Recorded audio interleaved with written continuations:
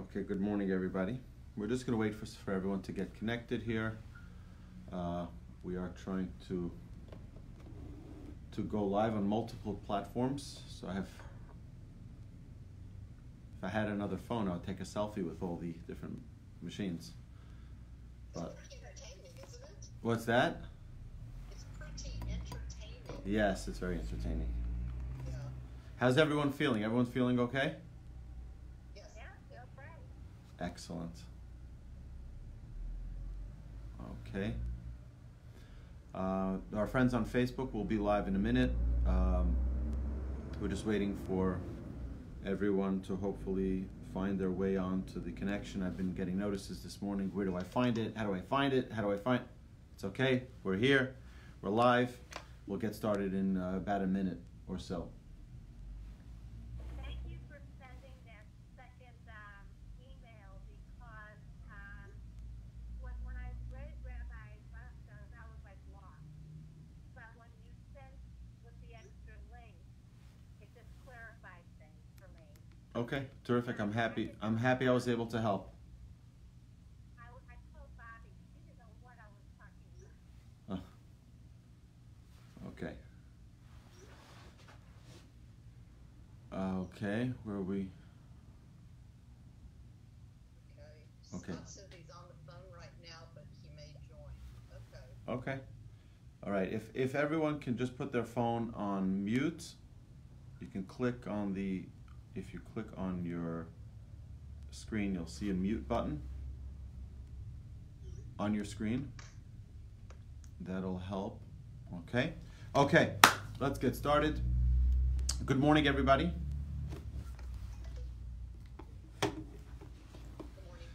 Good morning, everybody. We're coming to you live from the Torch Center. As many of you hopefully know, we have currently suspended all of our in-person classes. Sadly, I can't see all of you live in front of me at Congregation Beth Yeshurun this morning, but it is certainly a privilege to be able to continue learning and using the greatest of technology to continue to disseminate the word of Hashem and to learn together and hopefully be inspired with his words of Torah. Today we're going to start a new topic, a new midah, a new trait, one that we have not discussed yet, something which is very, very important when we're, particularly in this situation, when we're dealing with a crisis, not only this crisis of coronavirus, and my blessing to all, not only all of our students, but all people across the globe, those who are affected by this, they should be healed. They should recover completely. They should have a refuah shlema, and those who aren't should stay healthy. And we're looking forward to continue to celebrate with mankind. But the challenge of coronavirus is just one element of our culture that's facing a crisis. The second element of our culture that's facing a major crisis, particularly in the United States, is, for example, the political divide that we see in the world, where you have so many people who have a very strong opinion. You have a very polarized political world out there. And how do we get to understand, appreciate, respect people who have differences of opinion, people who have different motivations than we do, etc., etc. So we're going to be talking about the trait of patience. And I think particularly today's generation, where we're going to stores this week, where if anyone has gone to one of the big supermarkets or the big retail warehouses like Costco or Sam's Club, you see the craziness that's going on and all of the chaos and the panic. So how do we deal with this? How do we accept the differences that we may have with other people? So, The trait again? I couldn't hear you. patience. Patience. The trait of patience. Okay, so, and that's in Hebrew it's called savlanut. Savlanut means patience.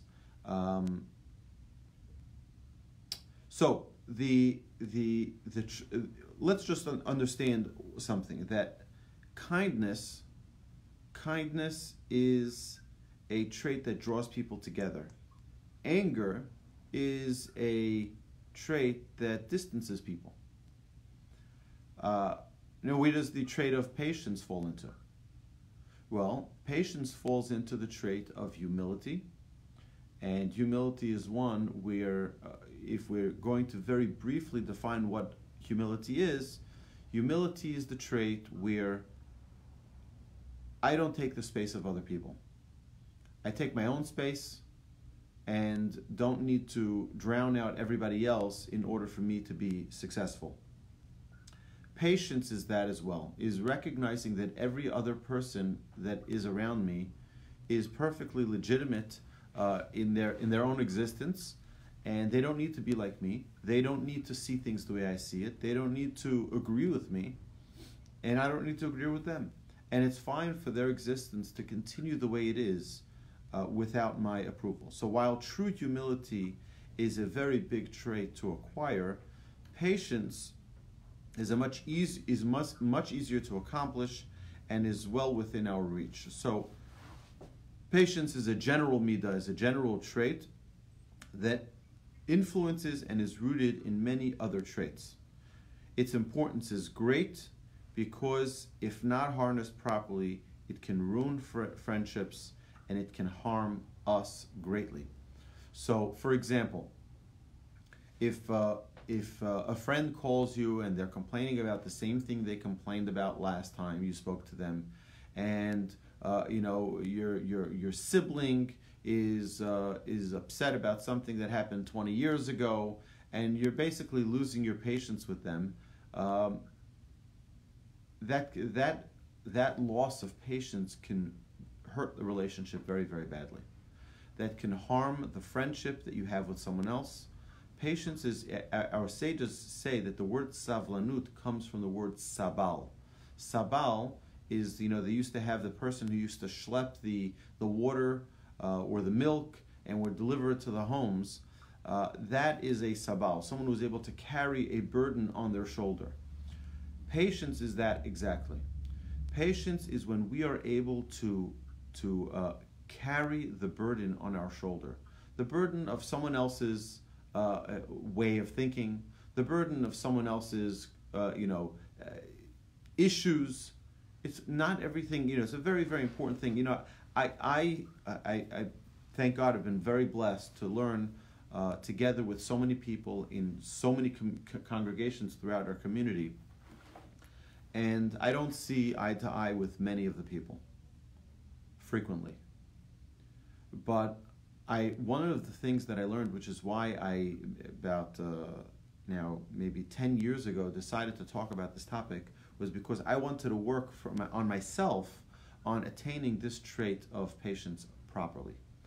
And it was very, very special, and it really changed my whole life, my whole perspective on life, in that I was able to now appreciate that someone had a different opinion than me.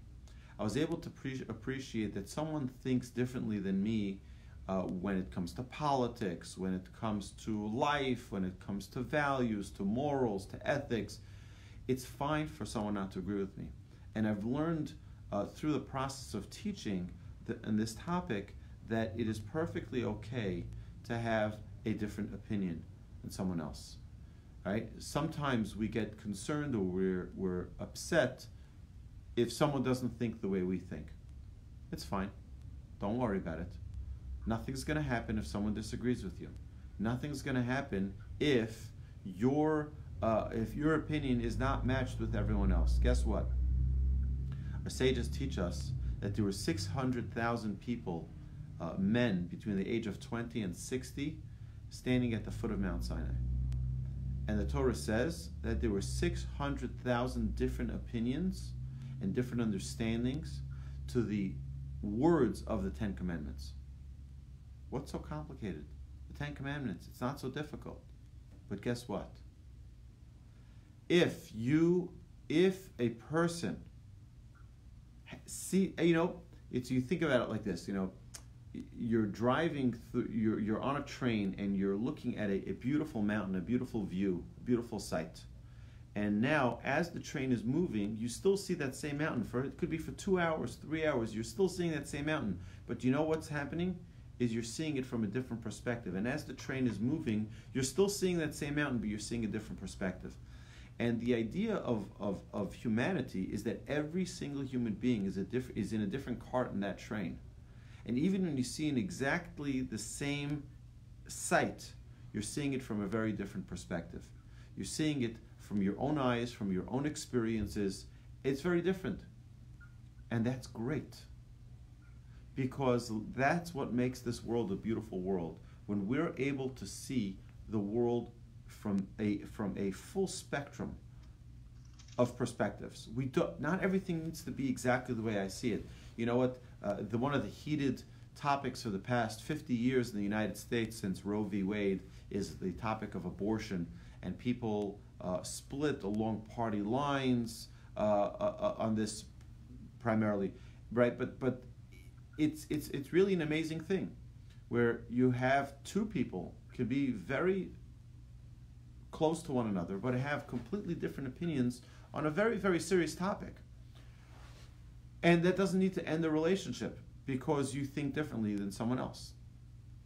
Right? I always tell people, if you want to work on the trait of patience, then call a friend of yours who you know has very, very different opinions than you in politics, and treat them out for coffee, and talk for 1 hour only about politics, and listen to them, and hear their reason. You don't have to agree with them. You don't have to persuade them to your side, and they don't have to persuade you to their side. But respect and appreciate that they have a different opinion than you do. Accept that you have your perspective and they have their perspective, and their perspective is perfectly legitimate. And it doesn't need to go your way. They don't need to vote the way you vote. They don't need to think the way you think. They don't need to believe the way you believe. Right? And that's fine. Nothing's going to happen if someone has... Guess what?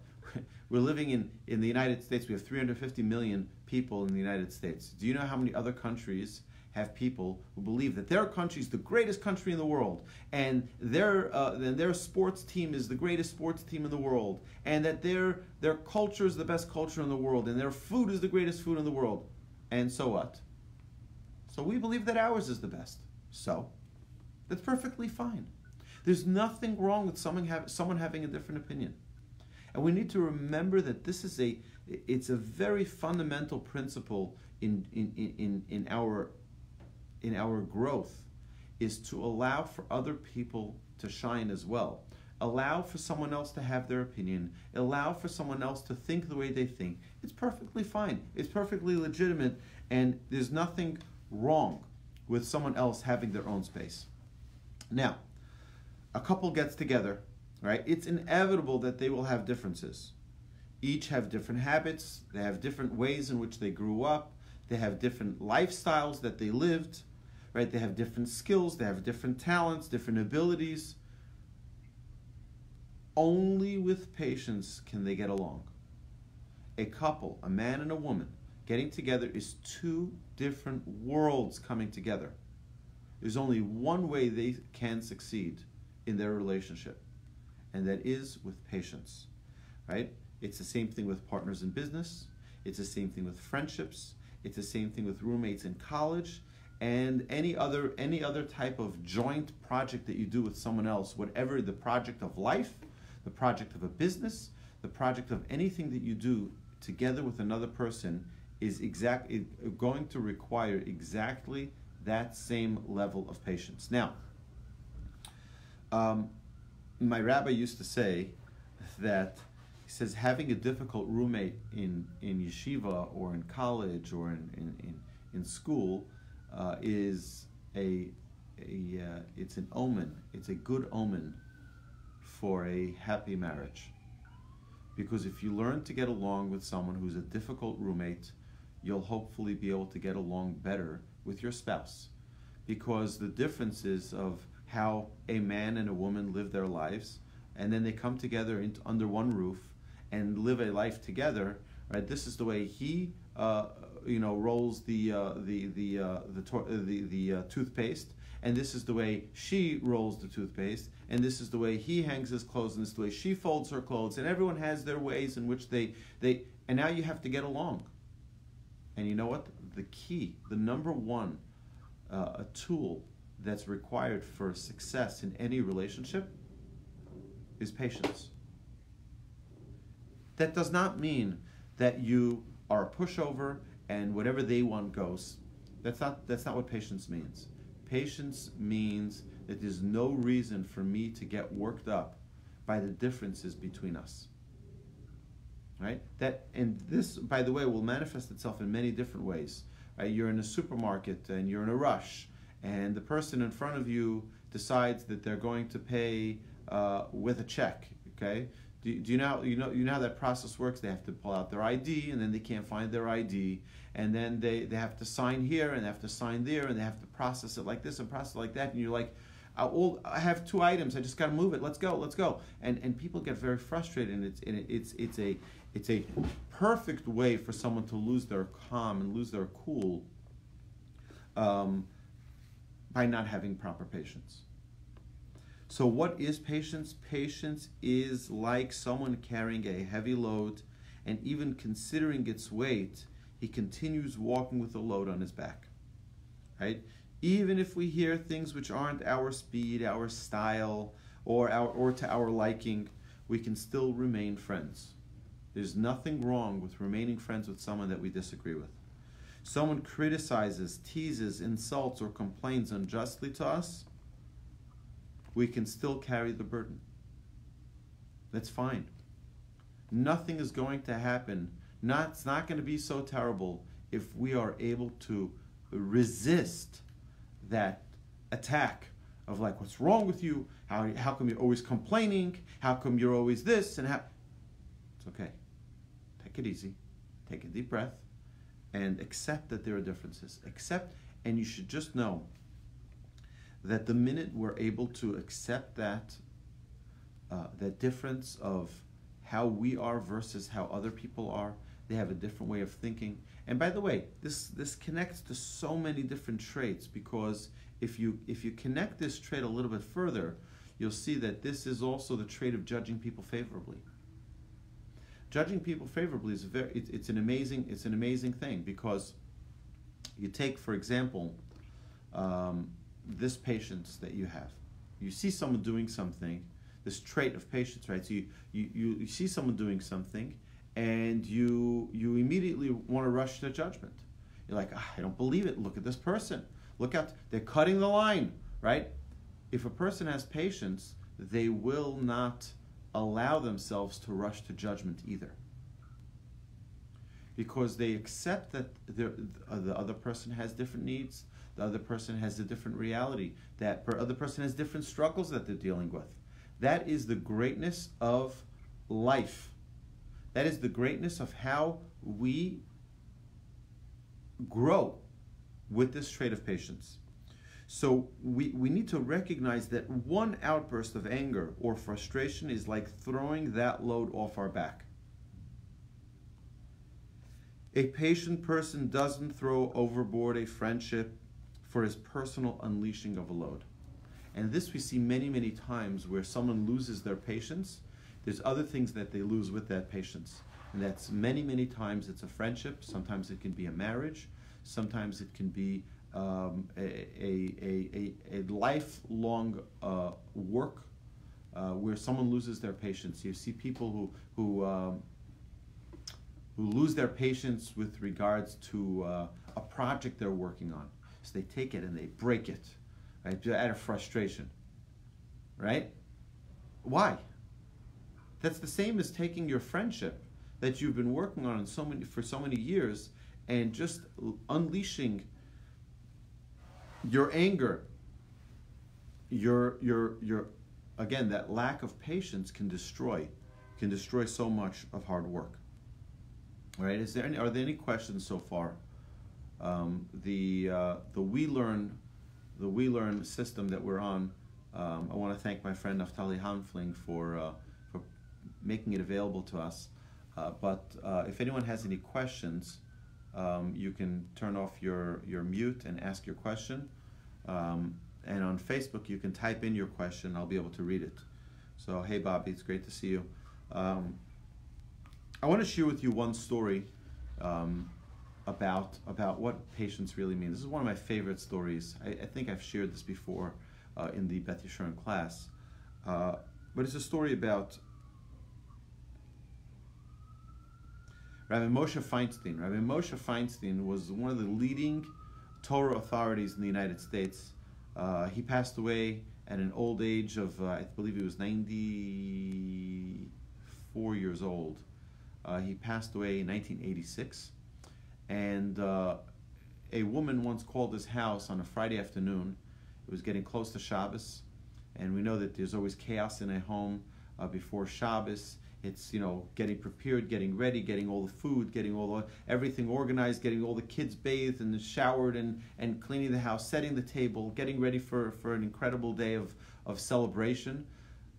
So it's a time of, it's a time of great challenge in a Jewish home. So this older woman calls up the home of Rabbi Moshe Feinstein, and Rabbi Feinstein was busy at the time. And she says, "Oh, hello, can I please speak to Rabbi Feinstein?" One of the students had picked up the phone, and he says, "Rabbi Feinstein is busy at the moment. Can I help you?" So she says, "Yes, I am calling to speak to Rabbi Feinstein because I wanted to know what time candlelighting is." So the student says, "You don't need to call Rabbi Feinstein. Rabbi Feinstein's a very prominent rabbi, and he's very busy. And you don't need to call Rabbi Feinstein to ask candlelighting time. You can just open up any Jewish calendar and find out what time candlelighting is. If you'd like, I can even send you one." And he tells her what time candlelighting is. And she says to me, "I've been calling Rabbi Feinstein every single Friday for the past 25 years. He's never said a word about calendars." Imagine that. Imagine that. 25 years, every single day, every single Friday, this woman has been calling the rabbi to find out what time candlelighting is, and he never, ever lost his patience. He never, ever even thought to tell her, "You know what? Why don't you just get a calendar?"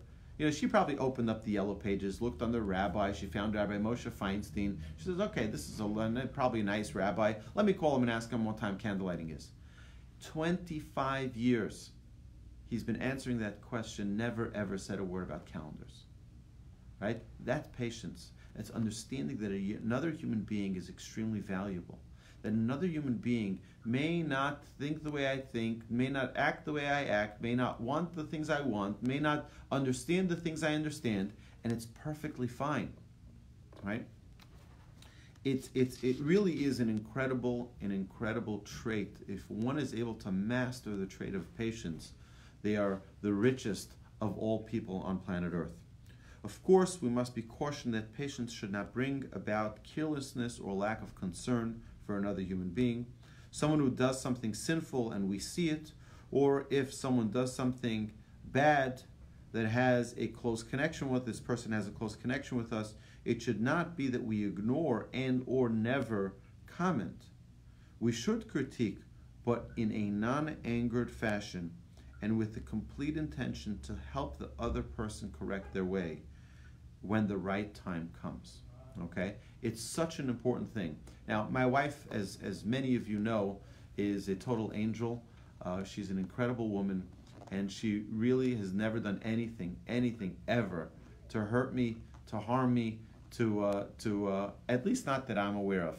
And I think I know her pretty well. I'll tell you a quick story. So it was one time I can remember in the almost 20 years that we're married that she did something that really embarrassed me. I mean, I was embarrassed. I was so embarrassed. I went into the other room and I stopped myself for a second. I said, "You know what? I'm pretty mad right now. I'm not going to say a word about this for 2 weeks. 2 weeks, I'm not going to say a word about it." And it was an amazing thing because I came out, put on my nice face, happy face, and I just kept on going. 2 weeks later, It wasn't in the moment. I wasn't upset. I wasn't, the defense wouldn't have been on. The offense wouldn't have been on 2 weeks later. I had a nice dinner with my wife, and I brought up, I said, I'm sure this wasn't unintentional. I'm sure that you didn't mean to do this, but it really hurt me. And I said what had happened, and with just a little bit of patience, bringing it up that 2 weeks later, it was accepted lovingly. It was something I was able to say in an effective and in a fruitful manner. But just a little bit of patience was what I realized was the key, because so many times I've seen it here in this room where I've had couples argue and fight in front of me, talking about issues. If they only had applied a little bit of patience, 1 little ounce of patience, not responded that moment, not said that snarky remark, for just a day, just wait, just an hour, just wait. Just take a moment and not spit it out. It is so critically important for a person to have that patience, to not blurt things out, to not say things that are going to potentially be hurtful and impact the relationship that's so precious and important. Many times the lack of patience, and we spit out a comment that could be hurtful, it could be painful. It's very interesting if we go to the topic of criticism. So the Talmud has a very, very important statement that says, just like it's a mitzvah to criticize someone, right? It's a mitzvah in the Torah to criticize someone. You see someone doing something wrong, it's a mitzvah to criticize them, right? Obviously, constructive criticism. But the Talmud says immediately after that just as it's a mitzvah to criticize someone constructively, it's a mitzvah not to criticize someone if it won't be constructive. So how does that work exactly? And most people ask, how is that going to happen? How do I know if someone is going to accept or not? Well, that's the first indication. If you don't know the person well enough to know in what way they will accept and what way they won't accept, you have no business criticizing them. You have no business reprimanding someone. Right? By the way, this is important for our children as well. If we all have different, I have 7 children. Every single one will react differently to a comment. Every single one. So I know that, this one is a little bit more sensitive. This one is delicate. This one can handle it. This one cannot. You have to know each human being, each individual. And if they're able to accept it, and you're saying it only for their benefit. You can't say because you have something you want to get it off your chest, right? So now they become the punching bag because you have something that you worked up on your chest, right? So now you got to let it out on them. Let out your. That's not necessarily the right thing to do. You have to do it because it's for their benefit. Because I love you and I care about you, and I think that this is going to harm you potentially in the future, and this is why I'm bringing it to your attention.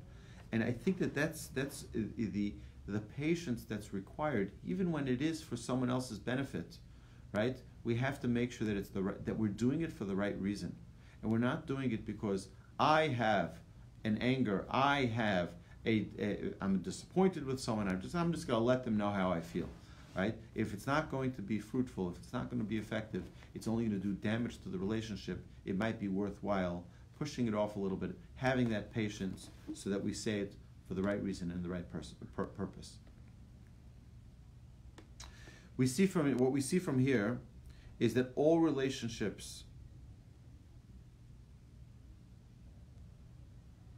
that every single relationship we have, right? It's not a coincidence that we have these relationships.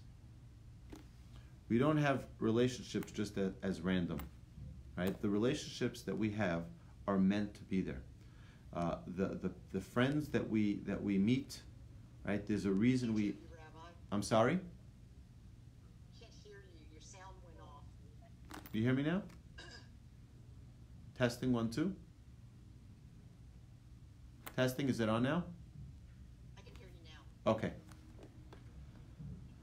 All right, I'm sorry. I'm sorry if everyone could put their microphones on mute.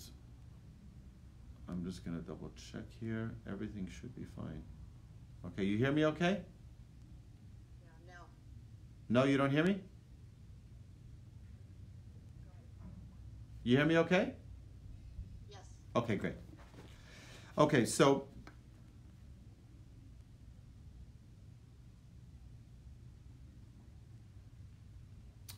when we have a friendship with someone, what we're doing is we are accepting the burden of this friendship. We're accepting this individual as our confidant, as our friend. We're bringing them into the circle of our life, and it's not a coincidence. But what happens is that now we carry that burden of this friendship.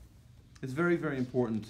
I was once in yeshiva. It was a little bit in a downer, one of the, a more difficult day that I had, and I needed to talk to someone. And I remember a friend of mine, I was passing by, he turned, we were walking in opposite direction. He says, "Oh, how are you?" And I was like, he just continued walking by me. I was like, it was one of those, "How are you? I'm not interested in talking to you," right? Many times when we reach out to someone, they need to talk. They need someone to talk to. Now, we have to learn to listen and not react. Right? We have to learn to listen, to be a healthy listener, and not someone who is only trying to get our own word out. I want to share with you a story of Hillel. There were two individuals who had an argument, a dispute, as to whether or not they will be able to rattle the chain of Hillel. Now, Hillel was a great sage, and Hillel was known for his patience, and they got into a dispute, and they said, "You know what, I bet you 400 gold coins that I can get Hillel to lose his cool with me." And the other friend says, "I'll give you 400 gold coins, and I promise you that you can't get Hillel to lose his cool." So the bet is on, and the individual goes to Hillel's to where Hillel lived, the great sage Hillel, and it's Friday afternoon, again a time of chaos in every Jewish home, and Hillel was in the bathhouse. And Hillel is in the middle of bathing for Shabbos, getting himself ready. And this man who was in the bet starts screaming, "Hillel, anybody know where Hillel is? Hillel, anybody know?" Hillel hears his name being called. He goes out of the bath. He gets himself dressed, goes outside. He says, "Yes, my son, my name is Hillel." He says, "You're the Hillel. Tell me, why do the people in Africa have big feet?" So he explains to him, because they live in a place where they have a lot of mud and quicksand, and God gave them special feet so that they don't sink in. They're able to have more of a balance under their feet. "Okay, anything else, my son?" "No, thank you so much." Hillel goes back into the bathhouse. The individual leaves. 2 minutes later, he comes back. He says, "Hillel, Hillel, does anybody know who Hillel is?" And he asks, "Do you know why the people in the Far East, why do they have eyes that are like, like the Asians?" So he says, "Well, it's because they live in a place that has a lot of sand, and so that the sand doesn't go into their eyes, God made their eyes in a special way so that they can be protected." "Anything else you have to ask, my son?" He says, "No, thank you so much." A few minutes later, he comes back out and he asks another question, all non-relevant questions, on a Friday afternoon. After he's done asking several questions, he says, "Hillel, you're the one that they say that we can't anger you, we can't get you to lose your patience." He says, "You should be cursed. Because of you, I'm losing 400 gold coins." So Hillel says, "It's worth it for you to lose 800 gold coins for me not to lose my patience." Right? That's how important keeping your patience. This is a story recorded in the Talmud. such an incredible, important message that we need to understand the importance of patience. The Almighty, by the way, why do we have this trait of patience? Because we say that Mahu Chanun Afata Chanun, Mahu Rachum Afata Rachum. Each one of the traits that God possesses, we need to possess. Our charge as humanity is to emulate God. And just as God is all patient, we need to be patient. We need to learn this trait of the Almighty. The Almighty is patient with us. The Almighty takes time every time we do something wrong. He says, you know what? I'm going to wait. Because I know that they didn't do it on purpose. I know that they didn't want to do this bad deed. I know, and so on. God continues to give the benefit of the doubt. Continues to give the benefit of the doubt. Why? Because God believes in us. Because God thinks that we are so great. That we are so great. And we need to believe in other people as well, that they're great. Even when they do things that are against our liking, they do things that are against what we believe, against our values. So, step number one, exercise number one that we need to do for patience. Let's think if we can do 15 minutes a day, 15 minutes a day of tolerating differences. Right? Whether we hear something we disagree with. I'll give you an example. Most of us, if we are involved in the political world, and understanding a little bit about what's going on in politics. So most people, research shows that most people listen to the same exact station when they watch their news, whether it's ABC, CBS, CNN, NBC, Fox News, NPR, whatever it is, but people listen to the same thing. That's what they get. They get accustomed to hearing this perspective. Wouldn't it be a great challenge for us for 15 minutes every day to listen to a different perspective? Just a different perspective. Just to hear something from a different, not that we have to accept it, not that we have to like it, but we should tolerate it. We should be able to just accept that there is an opinion that is different than. It is such an important exercise to just learn to tolerate the differences. And the second is we need to learn from Hashem about patience. The first of the 13 attributes of God's traits is patience. Even when mankind sins against him, God is patient. Right? More than just patient in that he's slow to anger, right? He still gives us the benefit from those who have hurt him, right? So if someone hurts you and we use our patience properly, we need to stop giving. We need not stop giving to that person or stop smiling to them, even though they hurt us. So someone hurts your feelings, so now you're angry. You know what? When we do something that hurts God, does God stop giving us ear? Does God stop giving us food? Does God say, you know what, this person angered me, you know what I'm going to do? I'm turning off their ear supply. I'm going to turn off their breathing system. God doesn't do that. Right? If God did that, we'd be dead, because we all made mistakes. But yet God continues to give and to give and to give, notwithstanding the fact that we may have for years and years done something against God's will. God doesn't turn off the ear supply or the food supply. He continues to give, notwithstanding the fact that we may be doing something that is against his liking. If someone does something, someone says something that is hurtful to you, should you stop smiling to them? Should you stop accepting from someone else? Should you stop being a friend of someone else because they are not exactly, agreeing to you on all of your opinions? Okay, even if they hurt your feelings, it doesn't mean that we should stop displaying the kindness. We all know that children, right? To our children, right? So you have a child who says something that's disrespectful to you? Does that mean you don't feed them dinner? Does that mean that you stop hugging them? Right? It's true that they need to understand that this may not be the proper way to speak to a parent. That's true. But it doesn't mean that we turn off the supply. And when we have the ability to exercise that patience, right?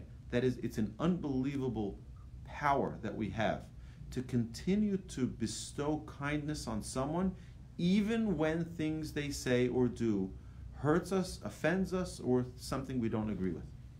Lily, you had a question. I agree with a lot of what you say. I'm just concerned about the hurt part. If someone insults you, you're just supposed to sit there and take it and not say, wow, that really hurt my feelings. So, it's an amazing thing that you're saying. The Talmud says that someone who hears his own disgrace and doesn't respond is forgiven of all the sins. That's how great it is. Imagine you're in synagogue. Imagine you go to synagogue, and the person who has the seats next to you says out loud, "Oh, so Lily, you decided to show up, didn't you?" Right? And they say that in front of everybody. And everyone's like giggling and laughing, and it's like, on your expense. That's embarrassing. Who wouldn't be embarrassed from such a statement? Right? But you don't respond. You know what the Talmud says? The Talmud says that someone, right, Hanela ve'eno olev, someone who's offended and doesn't offend in return and doesn't respond, is forgiven for all of their sins. That's how great it is. So we think to ourselves, no, I'm going to stand up for myself. It's okay. You have such a great, I'll tell you, there's an amazing story that I heard not long ago.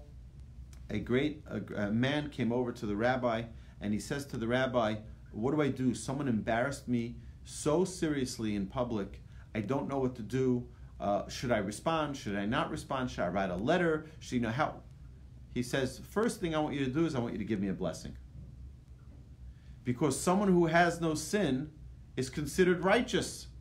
You're such a holy person that it says that someone who's embarrassed and doesn't respond is forgiven of all their sins. You're a righteous, holy person. I want a blessing from such a person. Right? There is such a greatness to someone who's able to forego and just be patient with other people. It is really an incredible thing. Okay, so we're going to stop here. I think we have a lot that to work on, a lot to take in, to think about what it means to be patient. Patient means that I'm willing to carry that burden a little bit. Now, again, that doesn't mean that a person should carry a burden within them, in their guts, in their kishkas, and just never say it. No, that's not what we're saying. That could be dangerous. That could be, from a health standpoint, that could be dangerous, right? A person needs to be able to let it out, but it has to be at a proper time, and it has to be for the right purpose, right? And if you know what, sometimes it may even be to talk about it with a third person. Let it out to a third person, and privately. They don't need to even know who it is, but just to vent it out. Patience is really an incredible trait that really helps a person become such a great person through the work in this trait. So if there are any questions, I'll happily take those questions before we sign off. To our friends on Facebook, thank you so much. I know we've had some technical difficulties, and to our friends on the We Learn Together platform through Zoom, I want to again thank my friend Naftali Hanfling for putting this together for us and making it available. Tomorrow night we're going to have another class, our regular Musar Mondays class, where we study the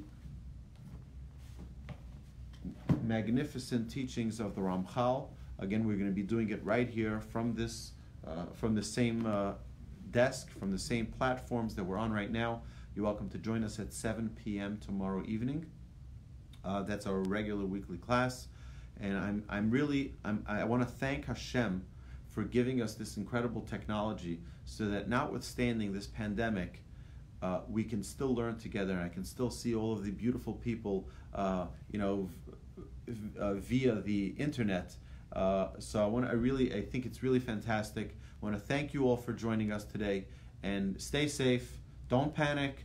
You don't have to buy out all the toilet paper and all of the. I went to this morning. There was not a single bottle of milk in the local grocery. Not a single bottle of milk. Really is frightening times where people are so panicked. But let's just remember that Hashem has taken care of us for however many years we've been alive. He'll continue to take care of us. God willing, He'll protect us from all illnesses. And again, I want to thank you all for joining me today. If you have any questions, you're welcome to text me privately or email me at awolbe@torchweb.org. Thank you again so much, and have a terrific, magnificent, delicious day, everyone. Thank you, Rabbi. Thank you.